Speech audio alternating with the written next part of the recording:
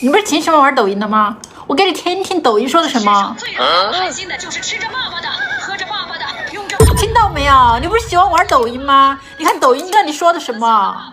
不要钱的时候连句关心问候的话。纷争开始了。没出息的父母一般都会有这4种表现，希望你呀一条都不占。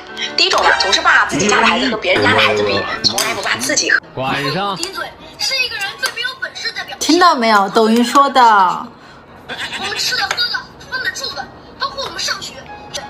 跟父母顶嘴的就是最没本事的。我们好好读书那才叫本事，我们不好好读书那就叫没事找事。越无知的父母越擅长道德绑架，他们欺负你最狠的方式就是，无论他们说了多少伤害你的话，做了多少伤害你的事情，你都不能提。他们用为你好3个字把你都给我安静点！以后吃饭的时候谁也不准玩手机，听到没？